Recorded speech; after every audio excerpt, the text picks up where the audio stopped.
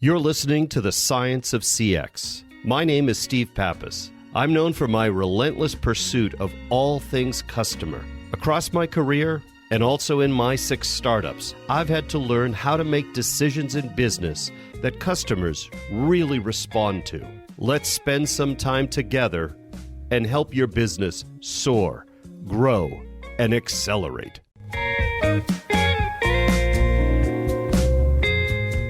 And we're back with another episode of the Science of CX. I'm Steve Pappas, your host, and with me, my co-host, Angela Simpson. Hey, Angela, how are you? Hi, Steve. Doing fantastic today. How are you? Good. Well, last week we had a kind of an interesting conversation about customer experience when things don't quite go right. So maybe we could kind of go a little further on that, and then I'd like to touch base on travel experience because towards the end of the show, because my son is traveling today for the first time. My 25-year-old son is meeting a bunch of his friends down in Florida because Florida has opened up and they can rent places. And of course, they're going to social distance, I'm sure. And we send him down with a bunch of masks. So we'll talk about air travel a little bit later. So maybe we can kick this off with a little more around when customer experience goes bad. What do you think, Angela? I think that's a good idea. You know, as hard as we try as customer service, customer experience professionals to get it right every interaction every time, it just doesn't happen. So I think how we take care of that as customer experience professionals speaks a lot to whether or not that customer is going to want to experience us again. And I don't know about you, but I've had some experiences lately that have not met my expectations, even though I feel as a customer I've done a pretty good job at adjusting my expectations. And, some of our customers probably aren't willing to adjust their expectations. They're going to expect the same level of service regardless of what we're going through. But, you had that pizza thing we talked about with yours not being exactly according to par. No kidding. I have had some online interactions that have gone extremely well. I've had some that have not gone very well. And maybe my expectations aren't where they should be, but they're my expectations and I own them. When I order something right now and I get that little disclaimer that says, because of the coronavirus or COVID-19, your shipment may be slightly delayed. Okay, I will give you an extra 5 to 7 days. I feel that's being fairly realistic. I have items that I now suspect probably were coming from China, that the business didn't tell me were coming from China. They are at this point nearly 7 weeks delayed. And I didn't get that communicated to me from the business. And I hold that business responsible for not telling me that it was going to take me that long to get my product. At this point, I've worked around it. I don't actually need the product anymore. One business has not only not sent me my product, they have continued to bombard me with requests to buy additional products from them. I have contacted them, said, at this point, I don't need your product anymore. What can we do about canceling it? And they've ignored my request. That's not acceptable to me. Yeah. I think there's a lot there to unpack. And I think let's start with the one is your expectations, right? I think as consumers, an important part is to understand what the consumer expectations are. And during this time, we understand that things are delayed and to some degree there. But let's really talk about the Amazon effect. I mean, if you think about it, hasn't Amazon done a phenomenal job of hypnotizing and brainwashing everyone in the Amazon world that they can have it in 2 days? that no matter if they order up till a certain time during a day, they can have it day after next. So I think Amazon has probably created the expectations that they're now breaking or they're now not living up to. So let's start with the brainwashing part of it, that, you know, we came to expect a certain type of delivery. Now, we are also willing to give a little bit, and we understand that, but from a consumer's perspective, how much is give a little bit? You know, how do you define that mental change that they're willing to give? I mean, is it 2 more days? Is it double? Is it 10 days? I mean, you know, how much do these companies expect you to provide in your mind as far as leeway? Any thoughts? Well, you know, I think the other difference on Amazon, I expect 2 days because I'm an Amazon Prime member and I expect it in 2 days.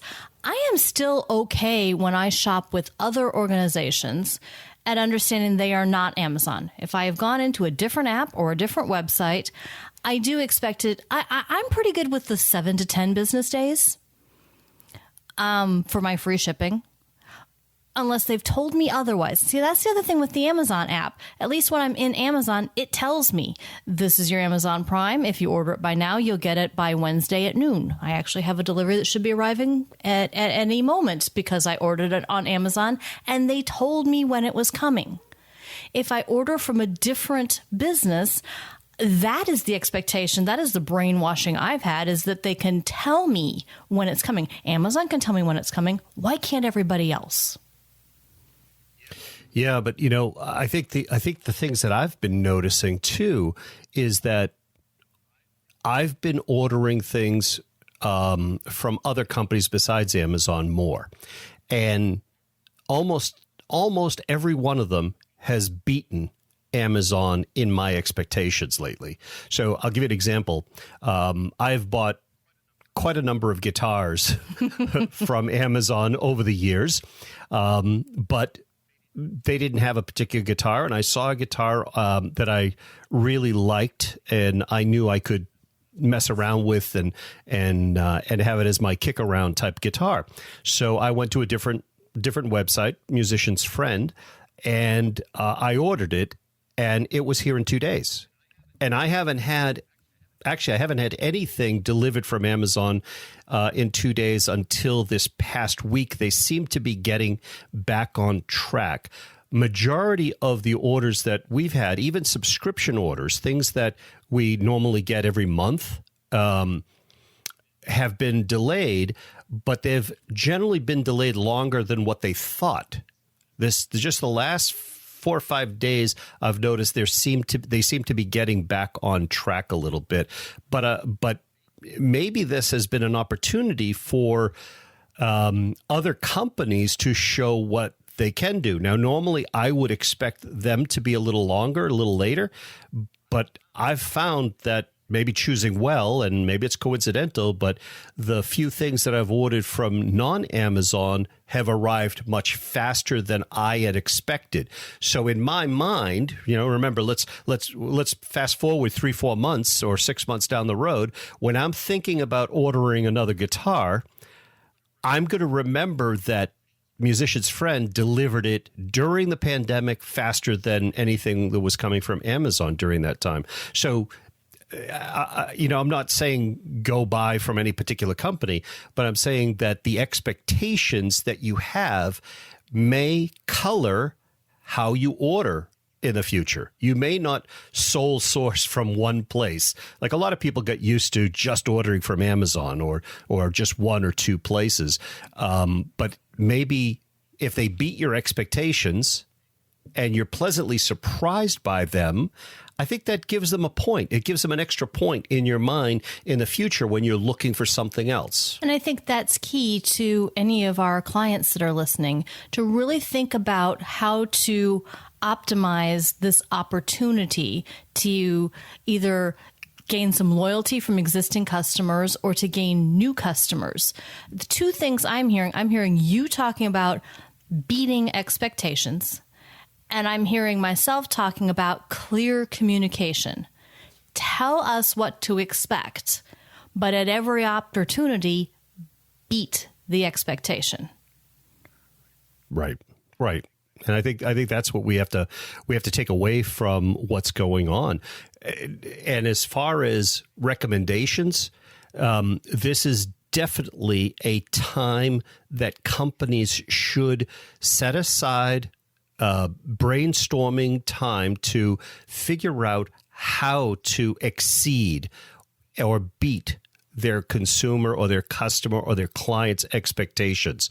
No matter what industry you're in, this is an opportunity, right? I mean, you're finding that people are doing a lot of thinking, they're doing a lot of soul searching, they're spending a lot of time analyzing what's going on, but the best recommendation could be use that time creatively. Use that time wisely and start figuring out how can you provide a better experience no matter what, and not have the situation that we started with of when customer experience goes bad, because there have been definitely things that have gone bad. I mean, companies have lost points in my head and others have won points in my head.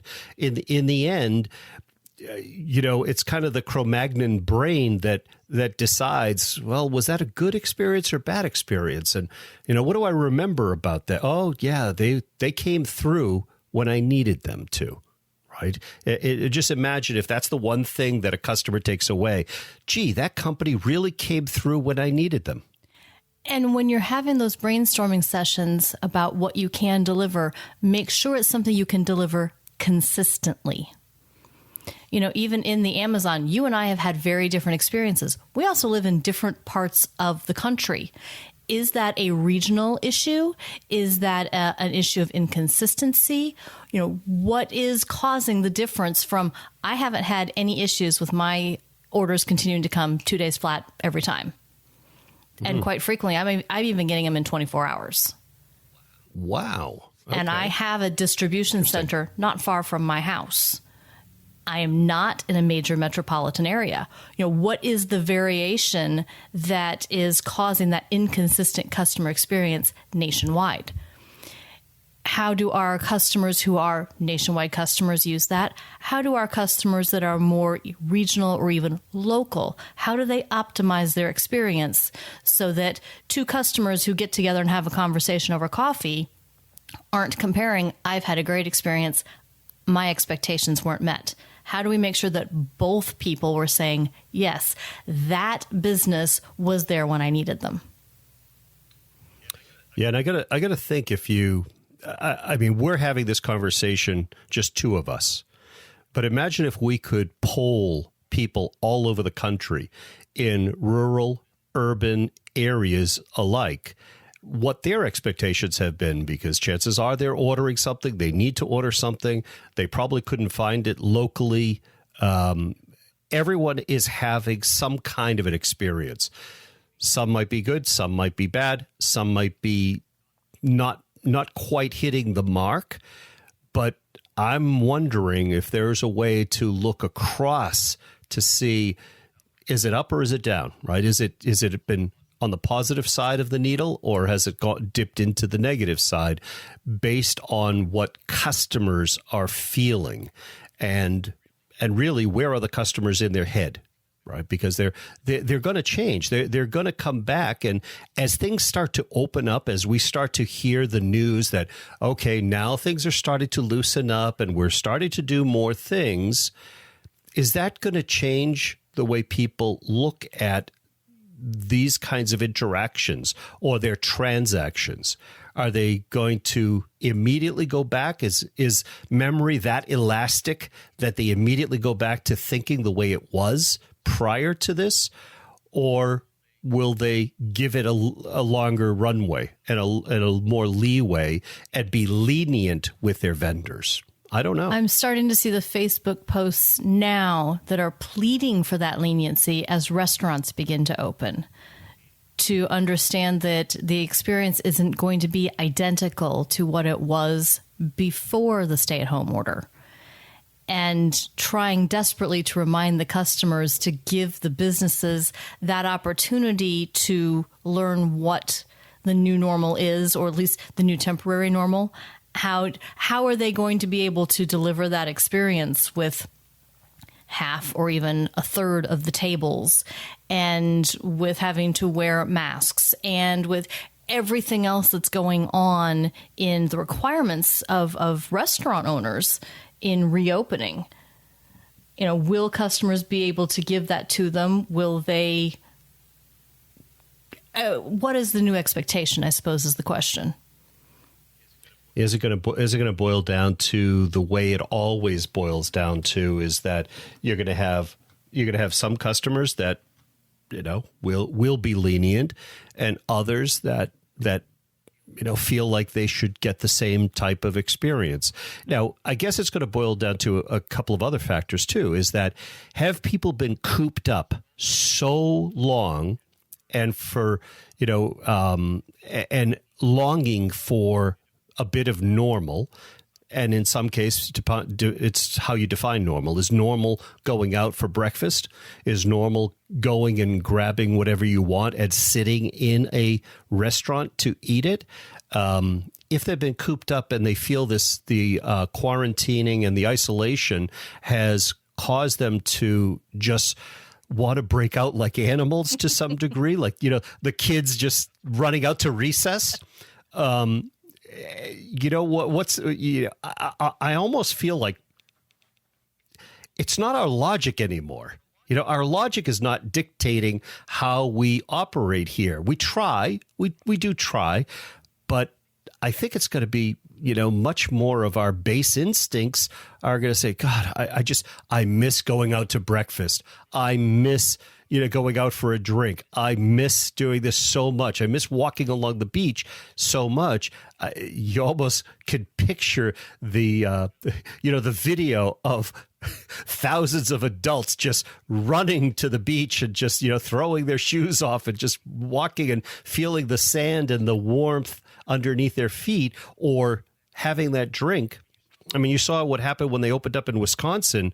Those bars were packed, shoulder to shoulder, not one mask in the place, because that happens when people feel that the need just takes over rather than the logic. Yeah, and my husband and I took a day, it must have been Friday, because we just wanted to get out of the house. And we did one of our little drives several cities away to get a cup of coffee, just because we wanted to go somewhere. But then we masked up and went to one of our favorite large hardware and lumber store. And it is one that has very clearly said, we are going to obey the current rules, and you will mask or you will not be able to come into our business. We didn't have a problem with that. We are ones that, okay, fine, put the mask on, away we go. Sure enough, as we're walking in the store, there's a couple walking out, no mask, and I'm hearing the gentleman saying, I don't care, I'm not going to mask. Well, that was his choice. He was not going to mask. He was not able to shop at that particular store. What's going to happen is we're going back into our restaurants and bars. Are we going to have places packed with people who will mask or people who won't mask? Yeah, it's kind of hard to have a drink while you've got a mask on. Are they going to design zippers in the front so you could put at least a straw through it? Pop it up, put a bite in, pop it back down again. How is this going to work? That defeats the purpose. Well, you saw the fact that they had to have clear masks so that hearing impaired people, especially in hospitals, can read the lips of the doctors and the nurses. So they had to actually put a clear section over the mouth of the mask. So maybe they'll start designing drinking masks. I mean, we said you could go in the bar. We didn't say anything about being able to have a drink. Right. One step at a time, Steve. Well, I know. It's going to be baby steps. I mean, that's the key here. Is it's going to be baby steps. Nothing is changing overnight. Nobody. I don't think one legislator or one city official or state official is going to say, let's open everything up all at once. It's not going to happen that way. So everything will be baby steps. So there's going to be a gradual evolution of this, and we're just going to have to see how it evolves. You know, the problem is that we're hoping that in many cases our city and town officials are operating properly, are thinking properly for us. I mean, they're probably operating in many cases either out of extreme fear, or they're feeling the isolation and they're on the other side of the coin. There doesn't seem to be kind of that middle of the road too often. And I'm seeing it in towns that are basically saying, okay, well, I mean, our town just passed an ordinance. Now, it's not a law, but it's an ordinance that everyone in any business has to be masked. There's no exceptions. But they're not stopping to think, what does it take to police that? You know, you've got to have people at the doors. You've got to have people that can, you know, tell that 6'5", 300-pound bodybuilder that he's got to wear a mask. And it's just, you know, there are intimidating folks and not so intimidating folks out there. And, you know, are you going to have the 16-year-old part-timer do that, or the owner, or, you know, someone that's going to create a better experience rather than act like the police at the door? There's got to be this evolution. And it's difficult because I've run into people like you did that refuse and don't care and feel entitled, and they're going to have it their way. And I've walked into places since the ordinance went in where I've seen 30% of the people with no masks, and there's nobody policing it at the doors. They put the signs, but they can't police it because they don't have the extra personnel. They've already furloughed some people, so they're working on skeleton crews in a lot of these places. So what do you do? And having reduced sales, and you're not going to be able to pay additional staff just to sit at the door. Are you going to expect that to be volunteers? Are they going to sit at the door and be the mean person saying, I'm sorry, you can't bring your business here if you don't abide by the masking ordinance? You know, yeah. How do you police it? How do you staff it? But I like where you're going with the idea of how do you turn it into a positive for your customer experience. You can use that person. That person is now your front door. How can you use that to improve your customer experience so they feel like that's someone welcoming them in rather than the person who's policing them on the way in? Right. Right. And unfortunately, you see a lot of stores or a lot of places are going with the policing because that's what they're told by city officials to do, versus think about the customer experience and say, and act as ambassadors, maybe, right? Act like the ambassador at the front door, welcoming them. Welcome to the store. We understand that there is a new ordinance. Do you have a mask? If not, we have a mask for you. Yes. Why not spend the extra few $100s to buy boxes of masks, because they're readily available now? I mean, I see them at Costco and at BJ's.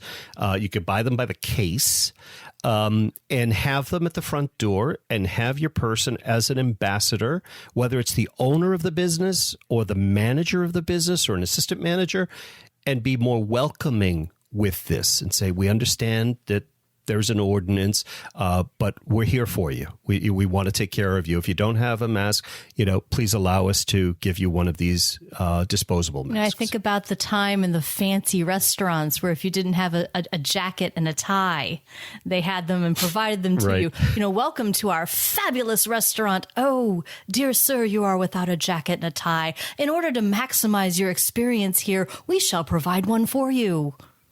That's right. It won't fit, but and it'll be about 20 years old. We won't discuss the color. So we'll let everybody else look at you and say, "Oh, he didn't have a jacket."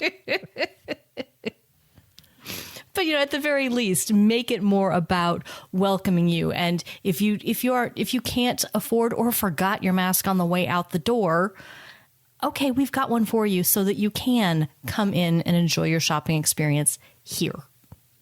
That's right. That's right. So before we end today, I wanted to touch base with you on your thoughts on travel, air travel especially. I'm hearing people from all over the place, whether or not they want to go traveling, they don't want to travel, they don't think they're going to travel, they're not going to be staying in a place, et cetera, et cetera. So my son is leaving today, this afternoon, to visit friends of his, and I think it's prior to one getting married, down in Florida. So leaving from New Hampshire and heading down to Florida.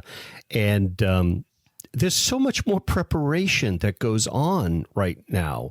You know, he has to have everything ready. He's got to have his masks ready. He's got to be set to make sure that he has enough things for the number of days he's going to be down there. Aside from just the regular travel stuff, he's got to be thinking ahead of what places require masks, what might not, you know, how am I going to be, what do I do on the beach? You know, how are we going to operate on the beach? You know, will we, you know, is it going to be different? And he's driven himself crazy for the last couple of days.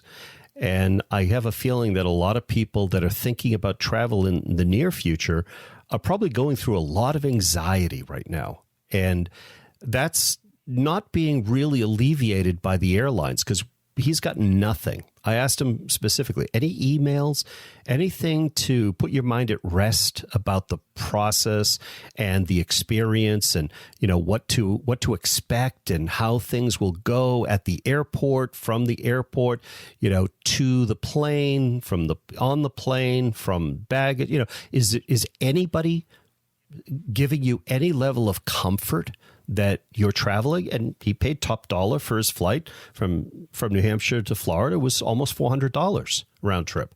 So I don't know. Do you have any thoughts on what's going to transpire here in the near future? I think right now we're at a place of whoever chooses to be among those early travelers gets to be the pioneer. And whatever he experiences and all of those individuals that are choosing to either attempt a vacation or to take those business trips, it's going to be their experience that helps to build what the experience will be for later this summer. I got to admit, I'm one of those that we had a planned vacation for late April. Well, obviously, that wasn't allowed to happen. I've pushed it out as late into August as I can before I have to go back to classes for the fall. And have said, well, even then, I kind of a tiered plan. It's like, well, if I can't travel at all, well, the whole thing gets canceled. If I can travel, but it's still feeling a little iffy, maybe I'll only go as far as my brother's house and stay in the RV in the driveway. And if things are really good, well, then maybe I will drive to another town. But in none of my plans does it include even attempting air travel yet. And I think we should place the call out to all the airlines, you know, United, American, Delta, Southwest, JetBlue.